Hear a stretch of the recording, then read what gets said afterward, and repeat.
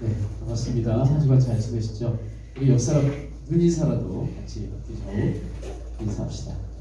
반갑습니다. 잘 오셨어요? 네.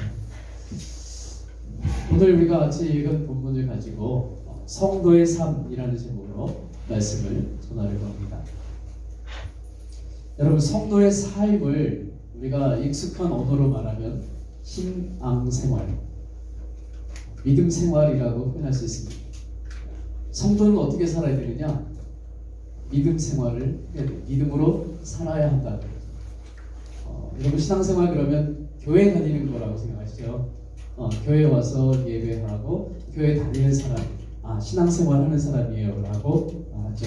근데 이거 분명히 맞습니다. 그런데 이것은 절반입니다. 절반.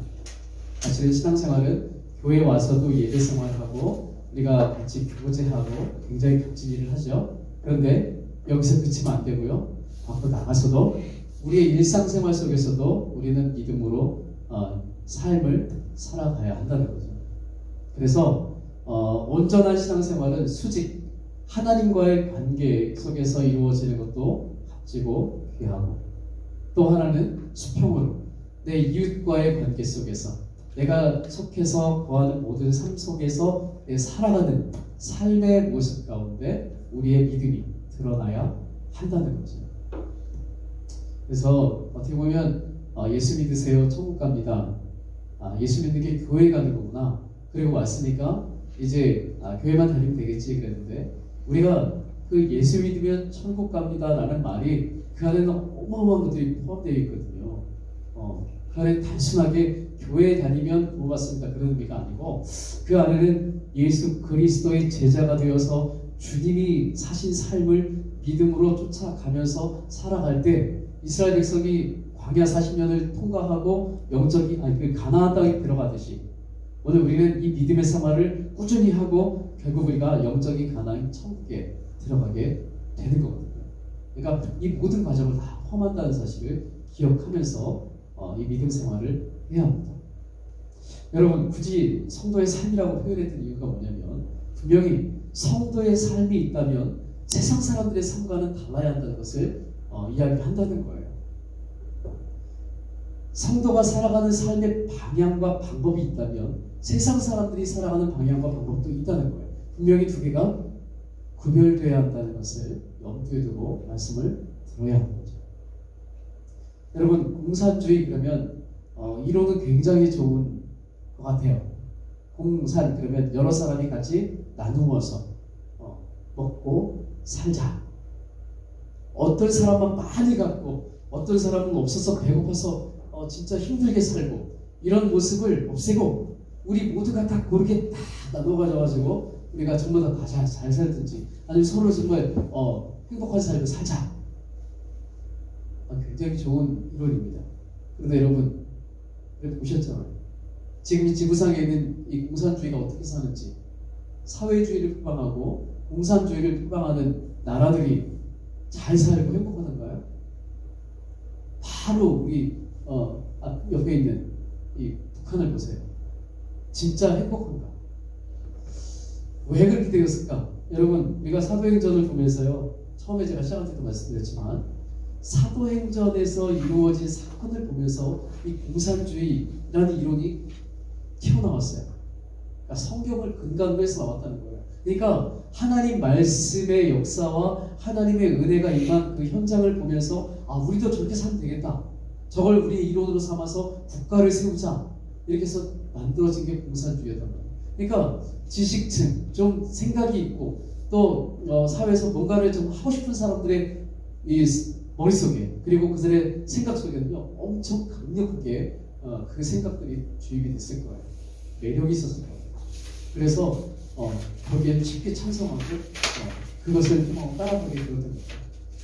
그런데 성경을 자세히 봤어야 되는데 그냥 흘려봐서 문제죠. 몰라도요, 이단 사이비가 되는 이유가 뭐냐면 하나님 말씀을 명확하게 봐야 되는데 어설프게 본다는 거예요. 잘못 본다는 거예요. 쉽게 말하면 왜곡된 자신의 생각과 자신의 의지를 가지고 성경을 보니까 성경이 자신의 삶을 해석하는 게 아니라 내가 그 성경을 끄집어 들여갖고 아전인수로 사용을 한다는 게 문제죠. 오늘 우리 신앙생활은요, 하나님을 이용하는 것이 아닙니다.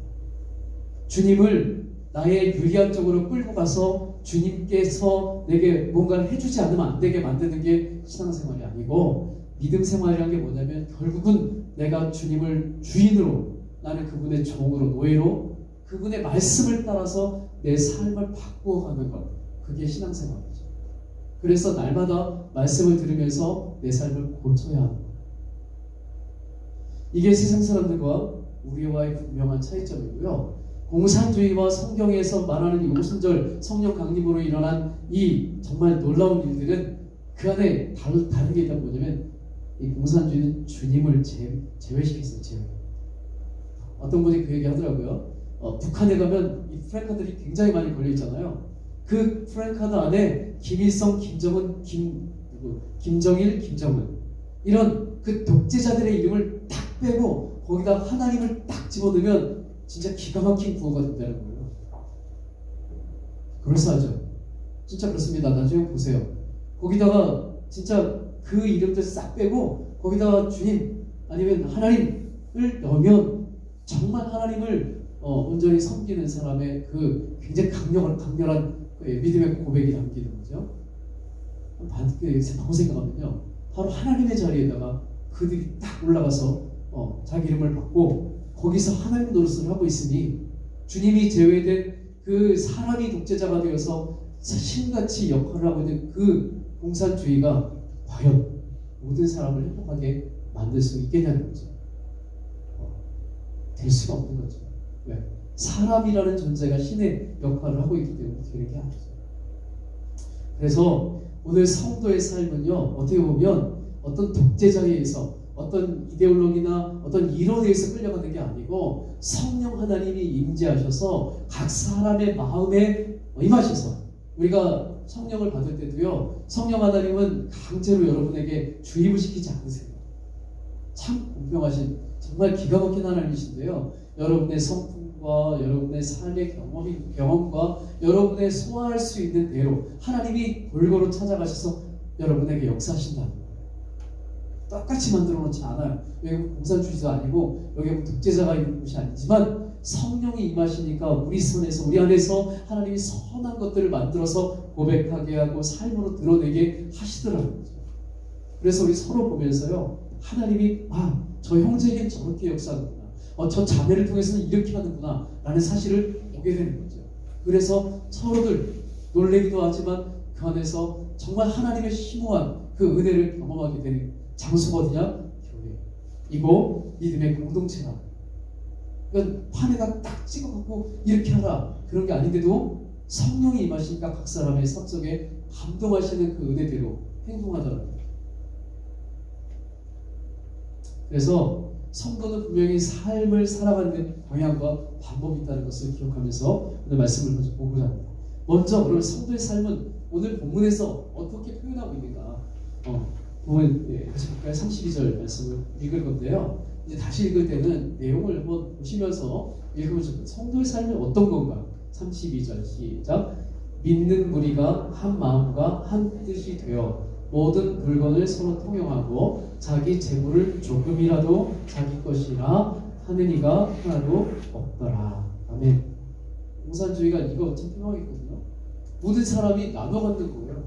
내 거다 네 거다 따지지 않으면서 정말 힘들고 어려운 사람에게 흘려보내주는 양보하는 이 기가 막힌. 여러분, 우리가 세상에서 도덕적으로 또 사람들에게 존경받을 수 있는 어떤 삶을 산다 그러면 이런 모습이 굉장히 좋을 것 같아요.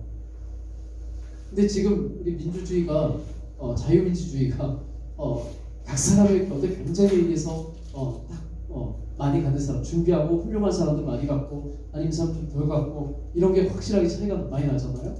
그런데 그럼에도 불구하고 이 신앙 안에서 정말 믿음의 눈으로 바라보고 살면 이 높은 데서 낮은 데로 흐르듯이 많은 것에서 적은 사람에게 흘려져 가는 것이 자연스럽게 되면 진짜 기가 막힌 이상적인 사회가 될 텐데, 인간적으로 어떤 가르쳐가지고 어떤 이데올로기가 그렇지 않으니까 문제인 거죠.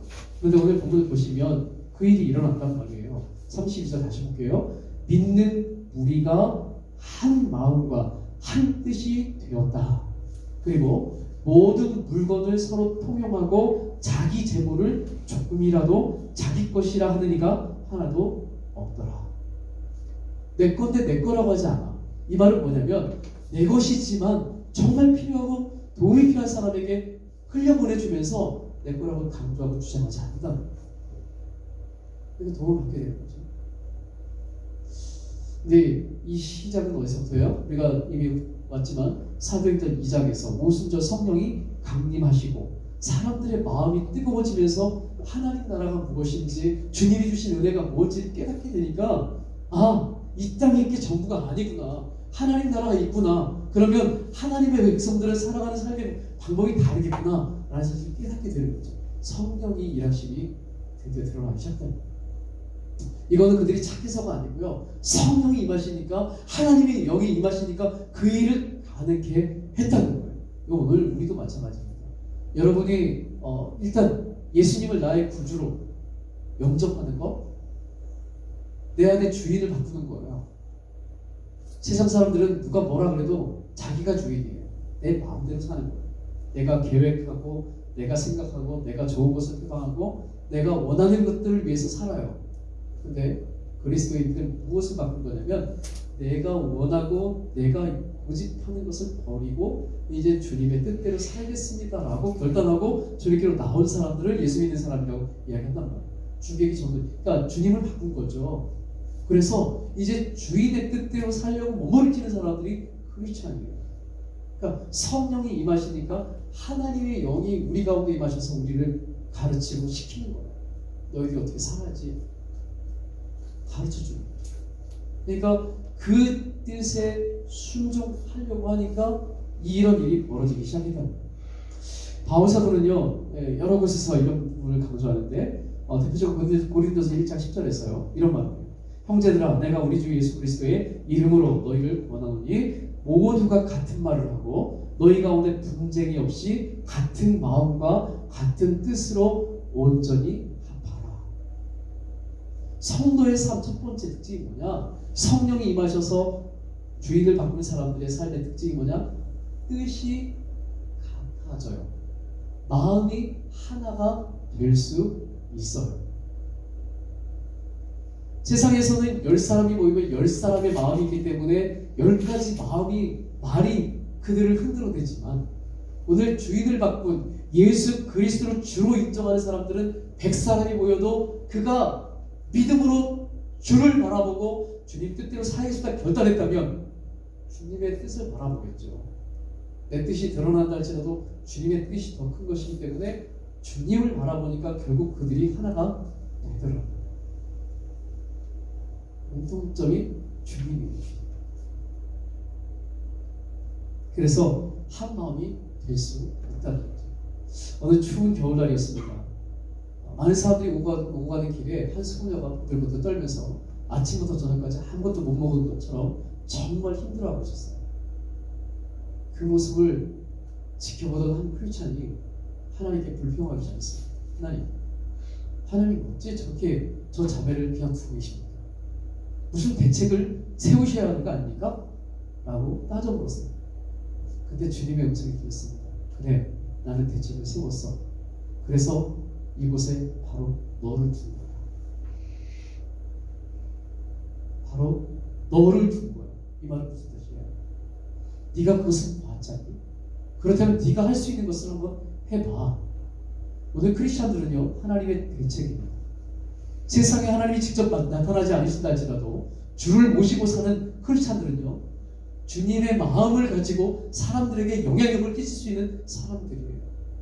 그래서 세상 사람들은 손가락질하고 세상 사람들은 함부로 대하지만 그리스도인들은 그 사람의 존재를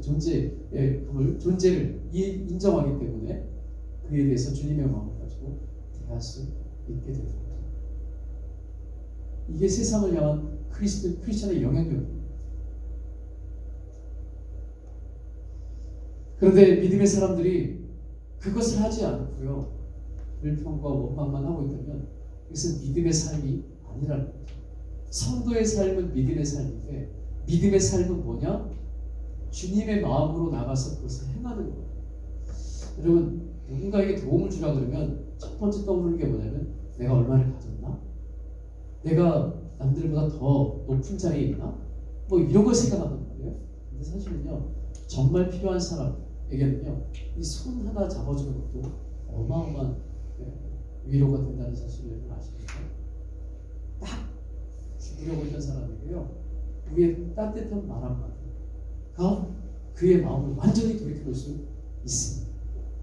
우리는 뭔가 많이 줘야 한다. 세상이 거짓말하는 겁니다. 은근 보화를 가져다 줘야 되고 어마어마한 식량을 갖다 조달을 해야 그 사람들이 살아날 거라고요. 아니요. 그거 갖다 줘도 안 받기에서 안 받깁니다. 근데요, 진짜 크리스찬들이 그리스도의 사랑을 가지고 그 사람에게 내민 손 하나가 그 사람의 인생을 바꾼다. 그런 마음을 가진 사람들이 모이면요, 따뜻해지고 공동체가 하나가 되는 겁니다. 여러분, 하나님 아버지의 마음, 예수님의 마음을 우리 평생 잊지 말고 되새기면서 살아야 합니다. 주님이 마음을 보였어요. 우리가 아직 죄인 되었을 때 아버지의 사랑은 이렇게 왔습니다. 우리가 아직 죄인 되었을 때 그리스도께서 우리를 위하여 죽으심으로 하나님께서 우리에 대한 자기의 사랑을 확증하셨다. 하나님은 우리를 어떻게 사랑했어요? 독생자를 십자가에 내어놓기까지 사랑했습니다. 이거 목사님 저도요, 수도 설교하잖아요. 그리고 묵상하잖아요. 근데 항상 제가 긴장하는 게 뭐냐면 타성에 놓지 말자. 이미 아는 거라고. 이미 받은 거니까 치부하지 말자. 오늘 다시 말하더라도 그 십자가가 나를 좀 뜨겁게 작용하고, 내가 처음에 예수 믿고 주님께로 돌아왔을 때 그 감정과 그 감동, 그 감화력을 잊지 않고 살자. 그게 제 생각인데요. 늘 깨우지 않으면 안 된다. 이런 감동과 감화가 있어야 이 십자가를 바라볼 때 힘이 되고요. 그 십자가 힘 때문에 다른 사람을 내가 용납하고 사랑할 수 있고 품을 수 있게 되거든요. 주님이 우리에게 말씀하죠. 마태복음 11장에서 나는 마음이 온유하고 겸손하니 내게 와서 쉬어라. 내 짐은 가볍다. 함께 지자. 이렇게 말씀하죠. 아버지의 마음과요, 예수님의 마음은요, 사랑으로 가득 차 있습니다. 우리는 판단하지 않으세요. 물론 죄를 갖다가 당연시한다는 그런 개념이 아니고요. 우리가 죄인임을 깨닫고 죽기로 돌이키기만 하면 언제든지 품어줄 준비를 하고 계신 분이 바로 주님이시고 하나님이시라는 거예요. 그 사랑이 위대하기 때문에 우리는 절대로 여러분 세상에서 흔들리고 떨어져서 헤매고 당황하지 않습니다. 그 사랑을 느끼는 한. 그래서 공동체는 하나가 될 수 있습니다. 주님의 마음대로. 두 번째는요, 33절에서 35절까지인데요. 볼까요? 33절에서 35절까지 읽어봅시다. 시작. 사도들이 큰 권능으로 주 예수의 부활을 증언하니 우리가 큰 은혜를 받아 그 중에 가난한 사람이 없으니 이는 밭과 집 있는 자는 팔아 그 판 것의 값을 가져다가 사도들의 발 앞에 두매 그들이 각 사람의 필요를 따라 나누어 줍니다. 네. 여러분, 오늘 33절 보니까 큰 권능으로 주 예수의 부활을 증거했다. 복음의 핵심이 십자가의 구속과 부활의 능력이죠. 예수의 십자가의 은혜를 경험한 사람은요, 그 다음에 찾아오는 게 뭐냐면 부활의 은혜를 체험하게 됩니다. 부활주일날 달걀 하나 먹으면서 부활한다, 이런 게 우리가 이 장차한 내가 죽더라도 하나님 나라를 가기 위해서 부활한다는 사실을 확실하게 믿게 된다는 거예요. 그러니까 죽음이 두려움이 아닌 게 되는 거예요. 제 장례를 치르다 보면요, 여러 형태의 사람들이 있는데요, 임종하는데, 근데 확실히 부활을 믿는 사람의 죽음은 달라요. 지금 숨이 끊어져 가는데도요, 두려워하지 않습니다. 떨지 않대요. 그거는 남녀노소 상관없어요. 확실히 믿는 사람은요, 분명히 다릅니다. 표정도 다르고요, 죽음이 찾아오는데도 불구하고 전혀 떨지 않아요. 당연시하고 나와요. 사실 여러분, 지금 여러분 다 20대 초반이잖아요. 여러분 지금 죽는다 그러면 어떤 느낌이 들어요? 죽음이 찾아오고, 두렵죠. 그거는 당연한 겁니다. 우리 마음의 두려움이 이기게 맞아요. 그런데 왜 두렵지 않다라고 제가 여러분이 말했냐면 그 안에서 그 안에서 그를 붙드시는 분이 보이는 거예요. 우리 안에 성령이 임하셨어요. 하나님의 영이 우리의 죽음에 대한 두려움을 휘어잡아버리세요. 그러니까 평안이 찾아옵니다. 저는 종종 그래서 뭘 얘기하냐면 우리 마음은 우리 마음대로 안 돼요. 목사님 저도 그렇습니다. 아무리 태어나고 싶고 의연하고 싶어도 내 마음은 안 그러거든요. 흔들어대는데. 그런데 뭐를 믿냐면 하나님의 영이 딱 잡으니까 내가 생각지 못한 것들이 임하는 거예요. 이거를 그러니까 확실하죠. 내가 마음대로 할 수 있다 그러면 하면 되지라고 생각하는데 안 되는 그것이 딱 잡히는 걸 보면서 하나님의 존재가 분명하고 라는 사실을 깨닫게 되는데 정말 마지막은요 죽음이잖아요. 그러니까 부활에 대한 확신이 생기면 그 다음에 있어지는 것들은 아무것도 아니에요. 예전에 제가 소록도를 본 적이 있는데요. 소록도 아시죠? 요즘 이제 한세시병이라고 그러잖아요. 그 병에 걸리면 이 손가락이 다 떨어져 나오고요, 발가락도 떨어져 나오고, 눈 나중에 보니까 눈 동자도 뽑혀가지고 다 시력을 잃고, 머리도 빠고, 코도 문드러지고, 아주 형체가 아주 거기에 힘들게 되는 그런 병이에요. 근데 희한하게 그 사람들은 떨어져 나와도 아프지도 않아요. 고통을 모르는 그런 병이에요. 근데 그곳에 갔다가 그 한세시병에 걸려 있지만 지금은 이 양성, 그러니까 다른 사람에게 이게 전염시키거든요. 이 나균이라는 게. 근데 그 우리나라 그 의술이 많이 좋아져가지고 그렇게 옮길 수 있는 사람들은 아주 극히 작아서 따로 격리되어 있고 나머지 사람들은 그냥 살아요. 거기서 같이 밥 먹고 부부 생활하면서 그러니까 이 가정에서 이렇게 생활을 하더라고요. 집에 농사도 짓고. 근데 그 중에 한 권사님을 만나게 됐는데 저는 그분을 보면서 와, 천사 앞에 앉아있다는 생각을 했어요. 이분은 눈동자가 없어요. 다 뽑혀가지고 볼 수가 없어요. 그러니까 딱 자기의 삶의 반경은요 제대로 걸을 수가 없으니까 딱 여기야. 그래서 장이 있는데 개인의 수집장이 있어요. 문고리가 어딨는지 감으로 잡고 열어서 뭘 뒀는지 기억을 하는 거예요. 근데 이분이 이렇게 해서 한 30년 사셨던 것 같아요. 그렇게 살다 보니까 뭐가 뛰어나냐면 이 청각이 어마어마하게 뛰어나요. 사람들이 그때 한 7, 8명이 왔어요. 앉아있는데 이분이 듣는 거예요. 다 듣고 나중에 이제 저희가 이제 부경자들 담임 목사님 같이 갔는데 담임 목사님이 기도를 해줬어요. 근데 기도가 끝나고 끝나야 되는데 이분이 뭐라 그러냐면 연하여 기도하겠습니다. 기도를 시작하는 거예요. 이 목사님. 근데 거기 앉아있는 한 사람 한 사람을 두고 기도해 주는 거예요. 근데 제가 그 전사 때인데 제 기도를 하는데요. 제 눈에서 눈물이 막 너무 막 흘러가지고 견딜 수가 없을 정도로 이 따뜻한 그분을 통해서 임하시는 그 하나님의 사랑이 얼마나 큰지. 하늘의 소망이 있는 사람들은 삶이 다르더라고요. 그리고 내어주는 거, 그 마음을 줄 수 있으니까 그가 가진 것은 다 줄 수 있는 거죠. 사실은 물질은 그렇게 큰 게 아니에요. 마음이 건너가면요 목숨도 내주잖아요. 마음이 열린 거예요. 그래서 그리스도인들은 사실은 성도의 삶이 뭐냐? 마음을 주는 삶이에요. 서로 마음이 통해야 돼요. 그러면 물질이나 우리가 가진 뭘 주는 건 마음 주는 거랑 비교할 수 없어요. 가치가 그만큼 안 되거든요. 세상에서 가치가 돈이라고 말하고 어떤 대단한 거라고 생각할지 모르지만 그거는 이 마음이 가고 그 마음 안에 주님의 사랑이 흐르는 거하고 비교할 수 없어요. 그걸 줄 수 있으면 다 주는 거죠. 오늘 사도행전에서 일어난 이 사건은요 단순히 우리는 볼 때는 물질을 다 나눠줬대. 가난한 사람에게 밭을 팔아가지고 그 판게 값을 다 가져다주고 나눠줬대. 이런 거 생각하잖아요. 근데 그리스도인의 마음이 되면 모든 게 흘러가요. 그래서 사실은 우리가 두 가지를 해야 합니다.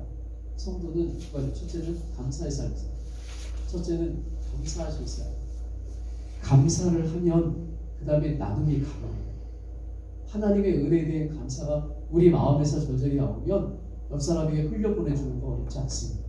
근데 감사가 끊어지면 많이 가져서도 안 줍니다.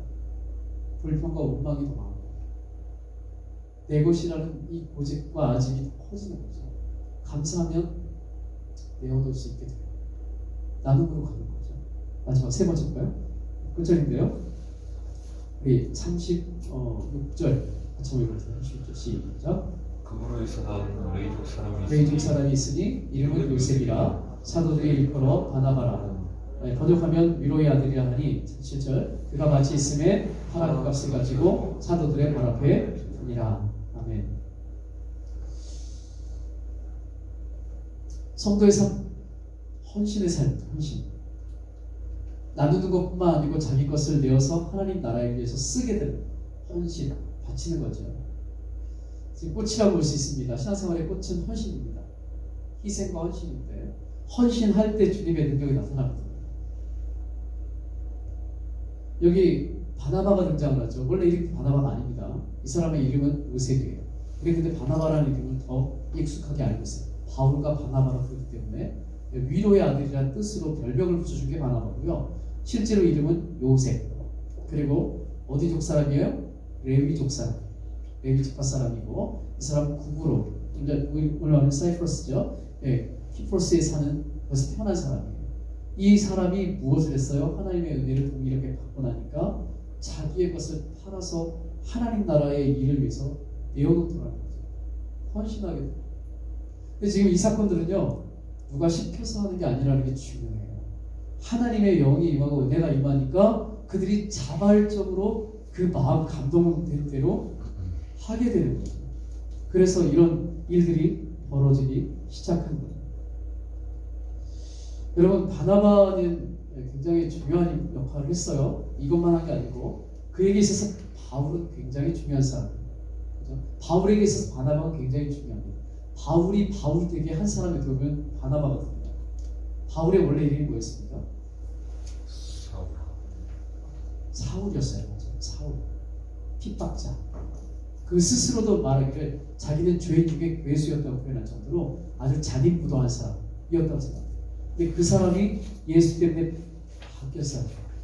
그런데 아무도 믿어주질 않아요. 왜? 이 사람은 헬라어를 능통하게 쓸 수 있는 사람이고요. 외국 성까지 가서 크리스천을 잡아다가 옥에 가두고 죽이는 게 앞장섰던 아주 열심 분자였습니다. 열성분자. 그러니까 사울이라는 이름만 들어도 크리스천들이 벌벌 떨어요. 잔인하게. 그런데 그를 하나님이 바꿔버렸어요. 바울로 바꿨어요. 근데 이게 믿어주진 않아요. 아무도. 왜? 접근도 하기 어려워. 그런데 바나바라는 사람이 이 사울이라는 바울을 데려다가 소개시켜요. 제자들이. 그리고 후에는 안디옥 교회에 가서 함께 안디옥 교회를 세우거든요. 이 바나바는 굉장히 중요한 사람들. 그래서 그가 성령이 임하니까 단순히 재산만 있는 게 아니라 자신의 삶을 위해서 헌신하더라고요. 오늘 우리가 교회에서 일하는 것들은 헌신이죠. 수고하고 사역하는 것들 다. 여러분 돈 받는 거 아니잖아요. 헌신하고. 그러면 여러분이 교회 안에서 섬기고 수고하는 것들은 굉장히 하나님 나라에서 귀하고 값지게 보석으로 여러분에게 쌓이게 생각되는데요. 하늘에 쌓아두는 거예요. 근데 그 헌신이 헌신 바워지려면 결국 하나님의 영이 우리 가운데서 충만하게 되는 거예요. 자원하는 마음. 어떤 환경에 의해서 누군가 시켜서 하는 게 아니라 늘 자원함으로 하니까 그것이 기쁨이 되고 감사가 되고 그것은 다른 사람이 인정하든 안 하든 그 안에서 선한 열매들이 맺게 되어지는 거죠. 말씀을 정리하려고 합니다. 여러분, 어떤 사람이 주님을 위해 헌신할 수 있을까요? 헌신자가 된다는 거. 그냥 교회에서 직분 받는 게 헌신자가 되는 걸까요?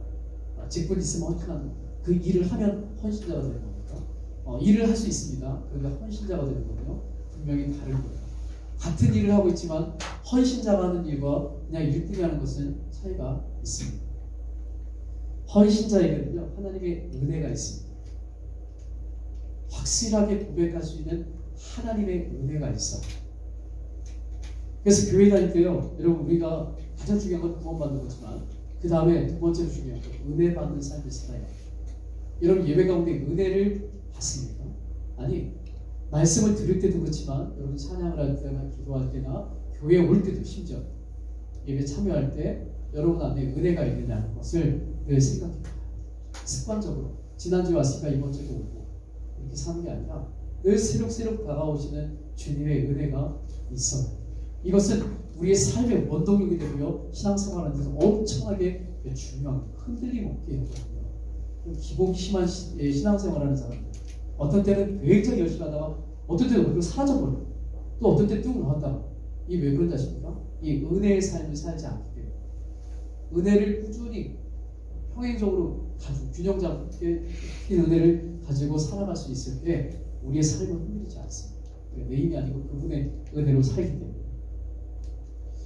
히브리서 11장 그러면 믿음장이라고 표현하죠. 믿음장. 믿음의 사람들이 등장을 하는데 그 사람들에게는요 모든 어려움들과 혼란이 있었어요. 근데 그것이 눈에 보일 것 뿐이지 그 사람들의 마음에 뭐가 있었냐가 중요해요.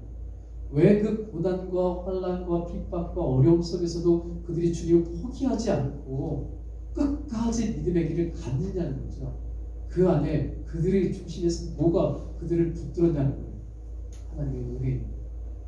오순절 성령 강림이 임하셔서 그들에게 주어진 게 뭐냐면 하나님의 강력한 은혜예요.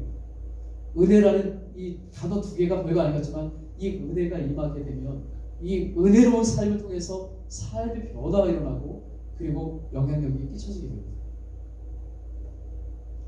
히브리서 11장 35절 38절 이렇게 고백합니다. 여자들은 자기의 죽은 자들을 부활로 받아들이기도 하며 또 어떤 이들은 더 좋은 부활을 얻고자 하여 심한 고문을 받되 구차히 풀려나기를 원하지 아니하였으며 또 어떤 이들은 조롱과 채찍질뿐 아니라 결박과 옥에 치는 시련도 받았으며 돌로 치는 것과 톱으로 켜는 것과 시험과 칼로 죽임을 당하고 양과 염소의 가죽을 입고 유리하여 궁핍과 환난과 확대를 받았으니 이런 사람은 세상이 감당하지 못하느니라. 그들이 광야와 산과 동굴로 또 토굴에 유리하였느니라. 이 내용대로라 그러면 우리가 예수 믿겠습니까? 이런 어려움이 있었지만 그들이 변함없이 믿음의 길을 갈 수 있고 성도의 삶을 살아낼 수 있었던 이유가 뭐냐? 그들의 중심에 은혜가 있었기 때문입니다. 그래서 성도의 삶은 분명히 달라야 합니다. 우리가 땅을 버타며 살고 있어요. 땅에 있는 것으로 우리가 먹고 마시면서 살고 있습니다. 그러나 땅의 전부가 아니에요. 지금 내가 가지고 있고 내가 보는 것이 전부가 아니라 보이지 않고 영원한 것이 있기 때문에 그것을 항상 염두에 두고 거기서 임하는 은혜를 사모하면서 살아가야 돼요. 그럴 때 흔들리지 않을 수 있습니다. 주님은 우리에게 말씀하십니다. 너희는 세상의 빛이요 세상의 소금이다. 빛과 소금은요, 빛은 어둠을 물리치죠. 소금은요, 맛을 짜게 하는데 짜게 한다기보다는 이 썩을 음식을 썩지 않도록 방부제를 받아요. 소금이. 이 말은 뭐냐면 세상이 흐르는 방향대로 사는 게 아니라는 거예요. 너희는 세상의 빛이다. 세상 사람들이 사는 방식대로 사는 게 아니라 그들을 오히려 변화시킬 수 있는 사람이라는 거예요. 너희는 세상의 소금이다. 세상이 썩어져 가지만 썩지 않도록 너희를 방부제할 수 있다는 거예요. 다른 삶을 살게 하신다는 거예요. 그리고 이같이 너희 빛이 사람을 비치게 하여 그들로 하여금 너희의 착한 행실을 보고 하늘에 계신 너희 아버지께 영광을 돌리게 하라. 성도의 삶은요, 교회 와서 예배드리는 삶 중요합니다. 그런데 수직적인 삶만을 바라보는 게 아니라 수평적인 삶을 꼭 생각해야 합니다. 그래서 성화라는 말을 하잖아요. 우리가 구원받는 거, 예수 믿으면 구원 받습니다.